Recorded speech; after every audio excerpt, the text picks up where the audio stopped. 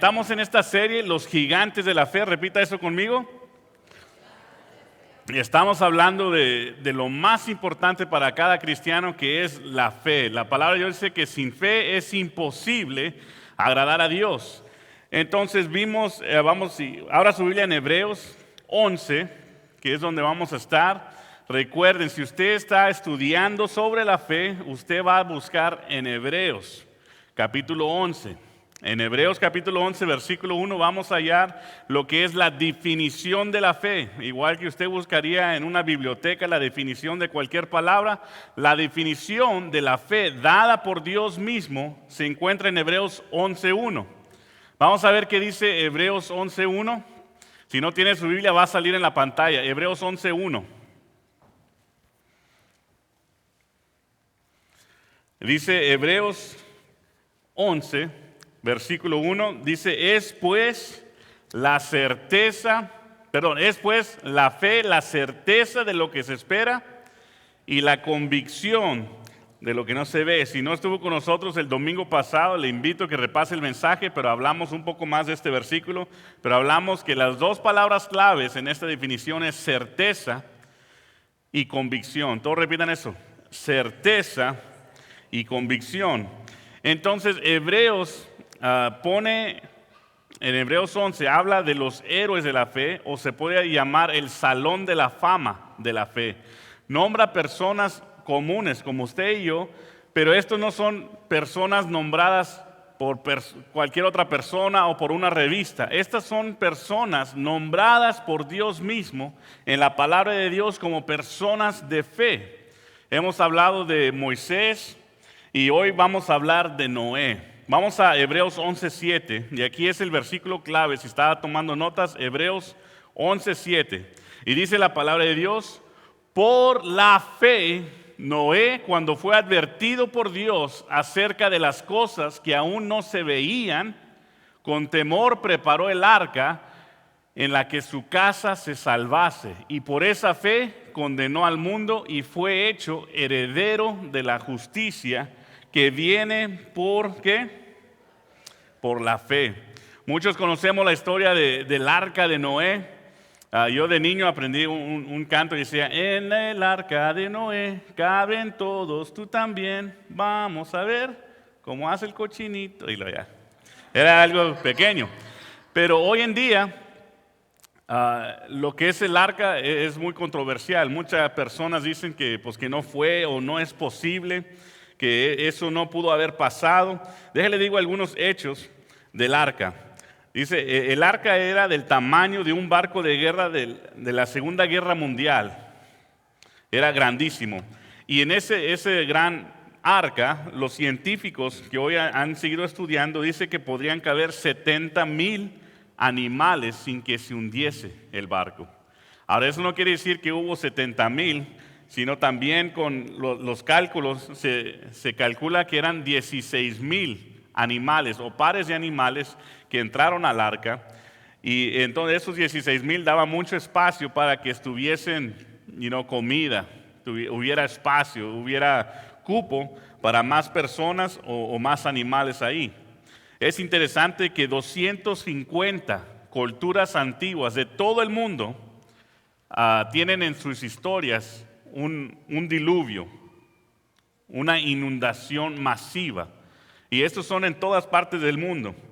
Y si ustedes han visto las noticias en Turquía, en Monte Ararat o Ararat, ahí es donde dice la Biblia que estaba el arca, y los científicos piensan que han encontrado, pero esto no se da mucho las noticias. Porque si se verifica el arca de Noé, si eso es validado, es validado toda la palabra de Dios. Y si eso pasa, pues las personas tienen que aceptarlo. Pero muchas personas prefieren decir que es mentira, no lo estudian, no investigan, para decir que toda la Biblia es falso y seguir viviendo en la oscuridad y las tinieblas. Pero vemos que en Turquía se encuentra este arca que muchos científicos y creyentes y no creyentes también piensan que eso es donde quedó el arca de Noé. Y también cerca de ese hallazgo que se ha encontrado, hay un pueblo que se llama el pueblo de los 8. ¿Por qué el pueblo de los 8? Porque eran 8 personas que se habían salvado, que eran Noé, su esposa, sus 3 hijos y sus 3 nueras. Eran 8 personas. Entonces un pueblo cerca de ahí se llama el pueblo del 8. Y luego hay un valle también, y el valle también se llama el Valle del 8, haciendo referencia de las 8 personas que bajaron del arca de Noé. Interesante. La historia de Noé se niega y muchas veces si nos ponemos a argumentar de la ciencia y todas estas cosas, pues nunca vamos a terminar. Pero si aún quiere más evidencia, vamos a ver el Evangelio de Lucas. Y déjele digo, vamos a ver Lucas, pero en los 4 evangelios Jesús hace referencia a esto. Y vamos a ver qué dice Jesús de Noé. Dice Lucas 17, versículo 26 al 27. Y este es Jesús, miles de años después, predicando, y dice, como fue en los días de ¿quién? De Noé, así también serán los días del Hijo del Hombre. Comían, bebían, se casaban y se daban en casamiento hasta el día que entró Noé en el arca y vino el diluvio y los destruyó a todos. Entonces, a mí yo sé que muchas personas la ciencia les atrae y buscan desacreditar lo que pasó con el diluvio, pero si Cristo Jesús hace referencia, yo voy a creer a Jesús. Amén. ¿Cuántos están conmigo? Si Jesús dice que hubo un hombre llamado Noé y que en los días de su segunda venida va a ser como en el tiempo de Noé, que la gente comía, bebía, vivía, se daban en casamiento. Era algo, ellos vivían como si nunca iba a pasar nada, aun cuando Noé les advertía con su testimonio y con la estructura, ellos decidieron seguir en su propio camino. Dice, así será cuando venga Jesús por segunda vez por su iglesia. ¿Y qué vemos hoy en día? Cuando hablamos de que Cristo viene, ¿la gente tiembla? No, ellos siguen bebiendo, comiendo, casándose, se dan, y por eso Jesús dice, igual que en los tiempos de Noé, va a ser los días postreros. ¿Cuántos creen que ya estamos aquí? Amén. Entonces aquí vemos que Jesús mismo hace referencia, y como les digo, en los 4 evangelios está este relato, donde Jesús hace referencia a Noé. Ahora aquí cuando hablamos de la fe, en Hebreos 11, el escritor de Hebreos está hablando a creyentes, a cristianos que sabían la cultura y la historia hebrea, que incluía la historia de Moisés. Por eso nomás es un versículo, pero quiero regresar a Hebreos 11:7, que es donde vamos a sacar la carne del mensaje. Y aquí el escritor, el autor de Hebreos dice, por la fe, Noé cuando fue advertido por Dios acerca de las cosas que aún no se veían. Ahora déjale, lo explico un poquito. Noé era un hombre justo, incluso Dios mismo caminaba con él. Dice que Dios caminaba con él. Si quiere ver la historia de Noé, lo puede anotar y lo estudia en su casa, es Génesis capítulo 6 al capítulo 9. Ahí va a encontrar la historia de Noé. Pero Dios clasifica a Noé como un hombre justo, piadoso, un hombre íntegro, y aún caminaba con él y había una relación con él. Y teniendo esto, aparte de Noé, dice que todo el mundo estaba desordenado, había mucha maldad. Dice que el pensar del ser humano era constantemente hacer el mal, y se oye una frase que yo creo que estamos muy cerca como de los seres humanos, es de que Dios se arrepintió de haber hecho el hombre. Era tanta la maldad, tanta la destrucción, tanta la perversión del hombre y de los animales también, ahí lo puede estudiar en Génesis, que Dios se había arrepentido de haber hecho el hombre. ¿Creen que Dios se arrepiente hoy en día? Creo que estamos muy cerca. Vemos la misma maldad corriendo en este mundo. No es nuevo. Satanás no ofrece nada nuevo, mi hermano. Es la misma porquería de miles de años, es lo mismo que ofrece. Nomás te lo pinta de otro modo, pero es la misma basura. Y la misma gente cae y estamos ahí en las mismas rutinas. Pero hubo un hombre, se llamaba Noé. Todos digan Noé, que halló gracia Y entonces aquí con la maldad, yo lo comparo porque la gente dice, ¿por qué Dios mató a tanta gente? Le digo, es como cuando hay un virus o algo canceroso. Si mi dedo tiene cáncer y si no lo corto, me va a infectar todo el cuerpo, ¿qué tengo que hacer? O la gente que ha tenido diabetes y a veces les tienen que mochar las piernas o comienzan, yo conocí un hermano que comenzaron con el pie, no, comenzaron con los dedos gordos, comenzaron con los pies, no siguió la dieta y siguió el problema, lo mocharon hasta aquí y luego las dos piernas. ¿Por qué? ¿Qué pasa? Que el maligno aún sigue. Entonces cuando Dios dice, mira, voy a destruir todo ser humano, era porque el ser humano había llegado a ser como un cáncer. Nos estábamos autodestruyendo, nos estábamos matando, no había leyes que gobernaban. Había adulterio, orgías, había sexo entre animales, era la misma perversión que hoy se encuentra. Se encontraba en aquella época y era algo pésimo y Dios no vio ninguna otra solución que terminar con ello. Era como quitar esa mano cancerosa para salvar lo bueno. Y lo bueno en esta época solamente era Noé. No dice Noé y su familia, dice Noé. Amén. Pero eso te debe dar alivio que por un hombre Dios dio gracia. Amén. Hay un dicho que dice que si tú fueras el único pecador en todo el mundo que necesitará la salvación, Cristo aún vendría a morir por ti. La fe de un hombre cambió la historia. Amén. Entonces vemos aquí que Dios le advierte a Noé y le dice, mira, esta generación ya me arrepiento de haberlos hecho, voy a mandar un diluvio y va a caer lluvia. En esta época dice la palabra de Dios que nunca había llovido, nunca había caído lluvia, o sea, del cielo que cayera agua como nosotros ya estamos fastidiados en este verano, llueve y se seca, llueve y se seca. En esta época nunca había llovido.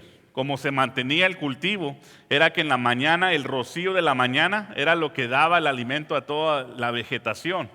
Entonces, cuando Moisés oye esto, dice, mira, vaca, de allá arriba, imagínate, si nunca lo habías visto, dice, de allá arriba va a caer agua. Aún si tú lo piensas ya de una forma, a lo mejor como un niño, y tú miras arriba, pues ¿cómo va a caer agua? Allá no hay agua, right? Pero vemos de que Dios le advierte esto. Y además, otra cosa que no se veía, como dice referencia al versículo, era que Dios le dice a Noé, hazte un arca. Ahora, él no vivía cerca del mar, él no vivía cerca de un gran lago, él no vivía ni siquiera cerca de un puerto. Él vivía en las montañas y en medio de la montaña donde no hay agua, le dice, construye un arca para la salvación de ti, tu familia y los animales, porque voy a venir a destruir el mundo. Ahora, eso es la fe. Ahora, hablamos de Hebreos 11:1, dice que la fe es la certeza de lo que se espera. Ahora, Noé tuvo certeza, ¿sí o no? Tuvo certeza, él no dudó y dijo, ¿estás seguro, Dios? O no dijo, pues a lo mejor no fue Dios quien me habló, a lo mejor fue mi indigestion, a lo mejor estoy enfermo, tengo migraña y me entró una voz. Sino él dijo, no, Dios dijo esto y todo su empeño, su trabajo, sus esfuerzos, la dirección de su familia para construir un arca. Los científicos dicen que se tardó 100 años para construirla. Entonces, él mantuvo la fe 100 años sin ver ni una gota caer del cielo. Amén. Y muchas veces nosotros duramos con fe un día o dos.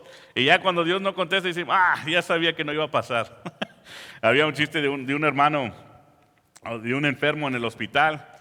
Y uno estaba bien negativo y otro bien positivo. Entonces miraban afuera la ventana, pero había una montaña.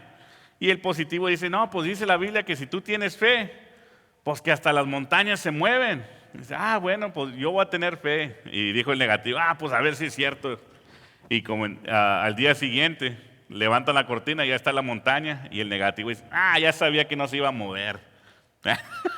Pues eso no es fe, right? Eso no hay certeza. Él tenía más certeza que no se iba a mover que se iba a mover. Ahora Noé tenía la certeza de lo que Dios había dicho, que iba a caer lluvia y que él iba a construir un arca, que iba a salvar a su familia, y era una promesa, un pacto. E incluso ahí en la palabra de Dios dice un pacto. Es la primera vez que sale la palabra pacto. Pacto es una promesa, hermano. Entonces Dios hizo una promesa con Noé porque lo halló justo y andaba con él. Entonces imagínate qué tan hermoso Noé conocer a Dios. Dios hace un pacto con él y él le cree. No un día, no una semana, no un mes, sino más de 100 años creyéndole a Dios. Yo quiero una fe así, amén. Por eso Dios lo puso con los gigantes de la fe. Entonces Noé actuó sin ver. Nosotros como creyentes tenemos que actuar sin ver. Amén, ¿están conmigo? Hay tantas promesas en la palabra de Dios. Hay promesas de sanidad. All right? Pero muchas veces decimos, no, sí, yo voy a creer que Dios me va a sanar. Pero luego pasa una semana y todavía sigues con los síntomas. ¿Y qué dices? Ni modo, Dios me quiere así. No, hermano, tú persiste con la fe. Bueno, pastor, ¿hasta cuándo necesito tener fe? Yo siempre le digo a las personas, ustedes tienen que seguir teniendo fe hasta el morir. Amén. Los 4 jóvenes que entraron al horno de fuego, ellos mantuvieron la fe. Dicen, no vamos a adorar a los otros dioses, sino vamos a adorar a Dios solamente. Y sabemos que Dios nos puede librar del horno, pero si no nos libra, ¿qué pasa? Aún voy a seguirle. Amén, hermanos, si usted tuviera esa fe, miraríamos muchos más milagros, nos asombraríamos mucho más de lo que Dios puede hacer, porque Dios es un Dios que le agrada la fe, Él se mueve por la fe. Dice un versículo que Él rodea el mundo entero para buscar en quién mostrarse fuerte. Dios anda buscando el mundo entero para buscar en quién mostrarse fuerte. Nosotros no hemos visto la fuerza de Dios. ¿O cuántos sí lo han visto? Yo lo he visto un poquito, pero yo quiero verlo aún más y más. Pero yo estoy preparándome para decir que mi Dios diga, bueno, en Josué me voy a mostrar fuerte, a Josué lo voy a bendecir, lo voy a multiplicar, lo voy a usar grandemente para alcanzar esta ciudad de Marietta. Y yo digo, hey, amén, aquí estoy, Señor, úsame. Yo quiero ver tu grandeza y que la gente, toda la gente se asombre y diga, oye, ¿cómo Josué pudo hacer eso? Y yo les pueda decir, no soy yo, es Cristo en mí, la esperanza de gloria. ¿Cuándo dicen amén? Amén. Entonces Noé actuó sin ver. Ahora, vamos a ver la segunda parte del versículo en Hebreos 11:7. Dice, por la fe, Noé, cuando fue advertido por Dios acerca de las cosas que aún no se veían, lea esa frase conmigo, dice, con temor preparó el arca en que su casa se salvase. Hasta ahí, con temor trabajó. La palabra temor ahí es como respeto. Ojalá nosotros no hayamos perdido el respeto. Si yo estoy en mi sala, right, o estoy en la mesa de mi casa y estoy comiendo y ya no hay más sillas, pero llega mi papá, ¿sabe yo qué hago? Yo me paro y digo, siéntese papá, siéntese papi, right? Siéntese usted. Ese es un temor, ese es un respeto.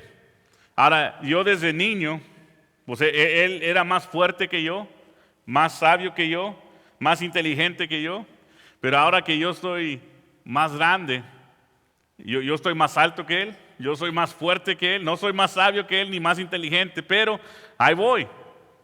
Pero aún yo tengo el mismo respeto como niño o de niño a mi padre. Eso no se debe de perder y se debe de enseñar, pero no solamente con nuestros padres humanos, sino con Dios.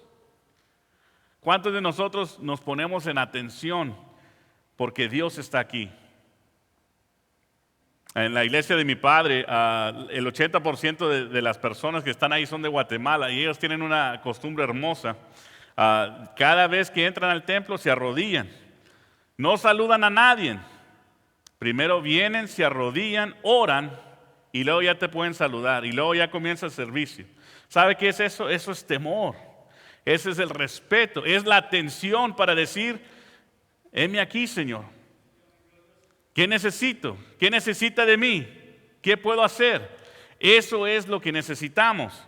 También un pastor misionero de Cuba. Wow, esto me impactó bastante. Era un hombre como de 80 años, su familia vino aquí a Estados Unidos. Se llama el pastor Panchito García. Y aún vive allá en Chatsworth. Y todos los días había oración en el templo de mi padre. Y en la mañana, el domingo en la mañana llegábamos temprano. Yo alistaba el sonido y hacía otras cosas.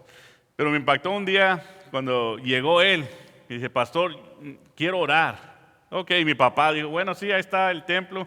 Y todos estábamos trabajando, right, preparando para el servicio. Y veo a este hombre como de 80 años. No arrodillarse, hermano. Postrarse, con los brazos abiertos, con su cara al piso. Rendido, orando y llorando al Señor. Tirado, postrado completamente a la rendición de su Dios. Hermano, ese es el respeto. Y él no caminaba con vanagloria, él no caminaba y él tenía mucho estudio, mucho conocimiento, pero era uno de los hombres más humildes, pero servía a Dios de corazón. Y decía, le iba a servir a Dios hasta que Dios lo recoja. Ahora nosotros vemos este tipo de fe con Noé, este tipo de carácter de Noé, es el temor que lo guió. Ahora no era temor de miedo. Y ¿sabe lo que pasa con muchas iglesias? Es que las iglesias llenan la gente de miedo.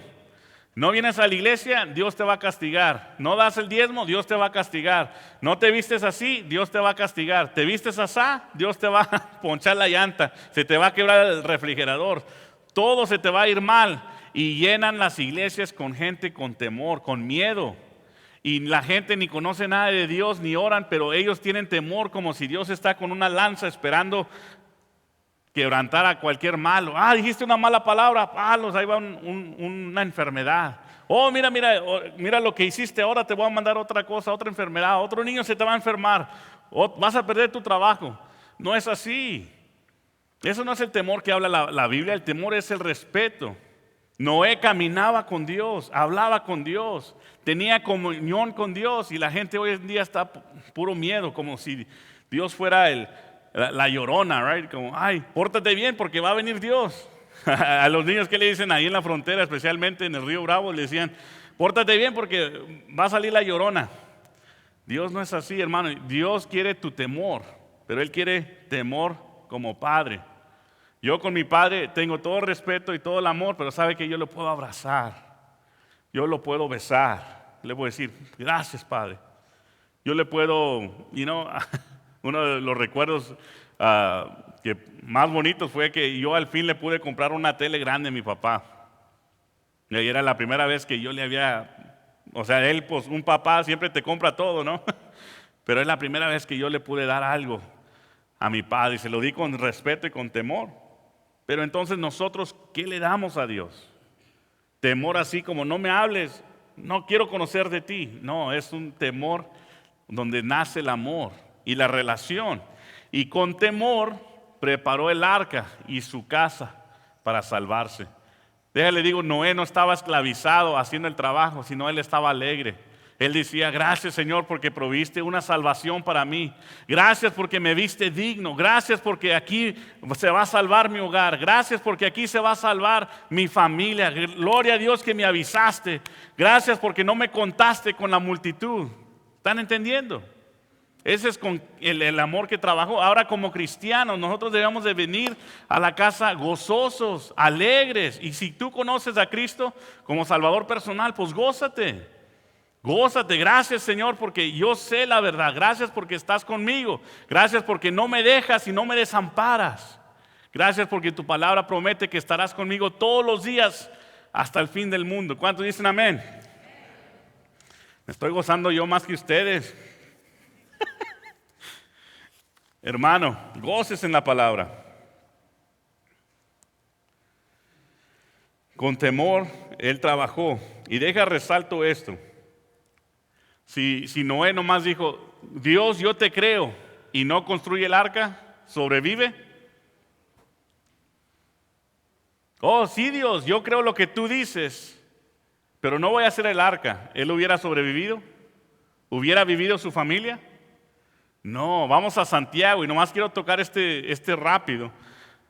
Ahora, la salvación es por fe y todo es por fe, pero la fe viene acompañada con obras. Amén. Dice Santiago 2, versículos 18 al 23, pero alguno dirá, tú tienes fe y yo tengo obras. Muéstrame tu fe sin tus obras y yo te mostraré mi fe por mis obras. Aquí Noé, él le predicaba, mira, va a llover, arrepiéntanse. Él predicó, algunos comentaristas dicen que predicó el tiempo que estuvo haciendo el arca, pero mucho más de eso con su testimonio estuvo predicando. ¿Y sabe cuánta gente se convirtió? En aproximadamente 120 años, ni uno se arrimaba. Pero entonces vemos que aquí Santiago escribe, mira, yo te voy a mostrar mi fe con mis obras. Aquí Noé mostró su fe con sus obras. Claro que sí. Él decía lo que Dios le había dicho y ¿qué estaba construyendo?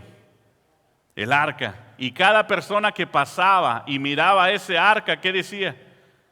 Lo está haciendo porque tiene fe ¿en quién? En Dios. Amén. Sigue el versículo 19. Y dice, tú crees que Dios es uno, bien haces, también los demonios creen y tiemblan. Entonces, si tú dices, yo creo en Dios, no has hecho nada más, o has igualado lo que hacen los demonios, imagínate. Si tu fe no va acompañada con obras, estás igual que los demonios. Tenga cuidado. Entonces, si tú crees que Dios es uno, bien haces, también los demonios creen y ¿qué? Y tiemblan. A nosotros ni temblamos, ¿verdad? Nos falta eso. Dice, mas, ¿quieres saber, hombre vano, que la fe sin obras es muerta? Dice, ¿no fue justificado por las obras Abraham nuestro padre cuando ofreció a su hijo Isaac sobre el altar? ¿No ves que la fe actuó juntamente con qué? Con sus obras, y que la fe se perfeccionó por las obras. Y termina. Y se cumplió la escritura que dice, Abraham creyó a Dios y le fue contado por justicia y fue llamado ¿qué? Amigo de Dios. ¿Sabe quién más caminó con Dios o fue llamado amigo de Dios? Noé. Entonces la fe de Noé fue acompañado ¿con qué? Con obras. Desafortunadamente estamos en una época donde 93% de creyentes o disque cristianos no comparten su fe con nadie. Eso quiere decir que tú te vas a trabajar y nadie sabe que tú eres cristiano. Escondes quién eres. Eso quiere decir que cuando hay un llamado para servir en las iglesias, solamente el 20% sirve en la iglesia. Sabe que el 20% son los que dan en la iglesia. Sabe, la mayoría de las iglesias se mantiene con el 20% de la congregación y el 80% vienen y van y son inconstantes, no son dadores. Ahora, ¿por qué? Por la falta de fe. Cuando hay fe, ¿sabe qué hay? Hay obras. Muchos tienen más fe en su dinero que ganaron en su cheque y no dan. Pero me gusta este ejemplo que un pastor dijo. Dijo, cuando Pedro, antes de conocer a Cristo, ¿qué era? Un pescador. Ahora, el día que conoció a Cristo, él pescó toda la noche y no pescó nada. Ahora, cuando Cristo viene y le da unas instrucciones que necesitaba fe, obedecer, le dice, ve otra vez y tíralo al otro lado y vas a pescar. Ahora, Jesús era carpintero, Jesús no sabía nada del mar y Pedro le hubiera dicho, ¿y tú qué sabes? Yo de esto vivo y yo he pescado toda la noche y ya estoy cansado. Pero Pedro actuó con fe, obedeciendo a Cristo, y dice que cuando fue y tiró las redes, que hasta las redes se rompían por la cantidad de pescados que había agarrado. Y al tener la pesca de su vida, la mayor cantidad de peces, Pedro se arrodilla ante Cristo y dice, apártate de mí, Señor, soy hombre pecador. ¿Quién quiere tener a Jesús como socio? Amén. ¿Quién quiere tener a Jesús bendiciéndote? Amén. Yo confío más en Cristo que en el dinero. Entonces, cuando nosotros llegamos a este punto en nuestra vida, nosotros vamos a experimentar el poder de Dios. Nuestra fe va a actuar con obras, porque si tú dices que tienes fe o dices que crees como la mayoría de la gente, pero no hay obras, estás igual que los demonios. Y hasta los demonios están mejor que tú, porque dice que ellos tiemblan ante Dios. Tú ni tiemblas. Ni temor tienes de Dios, y los demonios sí. Hermano, déjate animo. Si tú amas a Dios, ¿dónde tienes que estar los domingos? En la casa de Dios, right? Si tú amas a Dios, ¿qué debes de hacer en tu casa? ¿Debes de orar? ¿Debes de leer la Escritura? ¿Debes escuchar alabanzas? Hermano, los que cantan aquí las alabanzas, les garantizo que durante la semana están escuchando alabanzas. Y ellos tienen una vida, un estilo de vida de alabanza. ¿Sabe lo que escucho en mi hogar? Yo escucho mensajes de otros siervos de Dios. Yo me alimento para alimentarlos a usted. ¿Y sabe lo que la mayoría de los cristianos escuchan? Los Tigres del Norte. O los Tucanes de Tijuana, right? O Laura, la señorita Laura. Y cualquier porquería de tontería de que estamos ahí. Y decimos, ¿por qué no crecemos? Ahí está. No le diga nada a mis hijos. Vamos a completar una semana sin televisión en mi casa. Y ya estoy bien preocupado. Pero ¿sabe qué? He visto la relación con mis hijos mejor. He visto la creatividad de ellos. Y ha estado bien. Ya les sigo platicando si seguimos así o no. Pero por ahorita ya les dije a mis hijos, mira, yo vi el comportamiento de mis hijos que se estaban comportando como los que salen en la tele. Las mismas frases, las mismas faltas de respeto, lo mismo malas palabras o insultos que si ellos ven en la tele, lo estaban viviendo entre ellos mismos. Y yo dije, ¿sabe qué? Vamos a detox. Así como cuando cortas un alcohólico. ¿Sabes qué? Te voy a encerrar, te voy a amarrar y no vas a tomar alcohol. Bueno, así les digo, no vas a ver electronic, no YouTube, no Netflix, nada. Pero hemos visto un cambio. Y he visto un cambio en mí y en mi esposa. Ahora, ¿eso es algo que harías tú? I don't know. Fe con obras. Vamos a seguir adelante.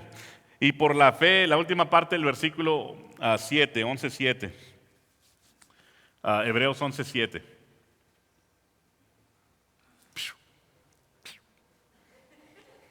Hebreos 11:7, ahí está. Dice, por la fe, Noé, cuando fue advertido por Dios acerca de las cosas que aún no se veían, con temor preparó el arca que en su casa se iba a salvar. Y fíjense en esto. Y por esa fe condenó ¿a quién? Al mundo. Y fue hecho heredero de justicia. Este es el último punto. No fue que Noé condenó al mundo, sino que el mundo se condenó a sí mismo. Pero donde hubo un hombre de fe, eso fue lo suficiente para atestiguar que Dios le dio oportunidad que se arrepintiesen. Y no lo hicieron. ¿Sabe? Cristo en Juan 3:18 dice, no he venido a condenar al mundo, sino que el mundo sea salvo ¿por quién? Por Él. Ahora, Cristo no condena a nadie, pero la persona que escoge la oscuridad, voltea su espalda a Cristo, ellos mismos son condenados. Ahora, en el tiempo de Noé pasó lo mismo. Dios atestiguó de su grandeza, de su gloria, a través de la vida de Noé, porque Noé era un hombre justo, y todos lo conocían, y sabían que Noé servía a Dios, y ellos ¿qué decidieron? Voltear la espalda e irse al mundo. Entonces Noé, con su testimonio y con el arca, eso era un mensaje de salvación a todos los que lo miraban. ¿Sabe qué hay hoy? Hay templos en cada esquina, en este lugar, en este estado, en esta ciudad. Hay pastores, igual que yo, predicando el Evangelio semana tras semana. Hay evangelistas repartiendo volantes. Hay radio cristiana, hay televisión cristiana, está ahora enlace de hispanos, pero en inglés. O sea, hay de todo lo que tú quieras, donde está el Evangelio siendo predicado. Y la gente aún escoge rechazar. ¿Sabe qué? No van a tener perdón. Por la fe mía y a las personas que yo he evangelizado y que rechazan a Dios, ¿sabe qué? Están condenados. Igual que la fe de Noé condenó a todos, la fe de nosotros como creyentes condena a esta comunidad si no se arrepienten y buscan de Cristo. I'm serious. Estamos hablando aquí de más franco no lo puedo hacer. No va a llegar un hombre y va a decir, es que no sabía. Porque va a decir, no, sí sabías. ¿Te acuerdas que aquel pastor loco, Josué, te invitó? ¿Te acuerdas que te compartieron ese folleto? ¿Te acuerdas que oíste ese mensaje? ¿Te acuerdas esa iglesia con que pasabas todos los días? Me asombra, hermano, la cantidad de gente que pasa por esta calle. Yo estoy aquí entre la semana. Esta calle tiene tráfico hasta la gasolinera entre la semana, todos los días. Y este templo, igual que el arca, imagínense la cantidad de gente que estaba viendo el arca, algo enorme, enorme. Y ellos lo miraban en medio de la montaña y eso los estaba condenando porque había un hombre de fe. Entonces cuando ven estos templos y ven ahí está la gente de Dios, ahí se está predicando la palabra de Dios y la gente pasa por alto, ¿sabe qué va a hacer? You're done, estás condenado. Y esto, quiero terminar con esto en Ezequiel. No sé a quién le estoy predicando, pero esto a lo mejor es para ti esta mañana. Ezequiel 3, 18 al 21. Vamos a ver cómo es que Dios juzga a la gente y nos juzga a nosotros. Dice, cuando yo dijere al impío, esa es la persona que no cree a Dios, dice, de cierto morirás y tú no lo amonestares ni le hablares para que el impío sea apercibido de su mal camino a fin de que viva. El impío morirá ¿cómo?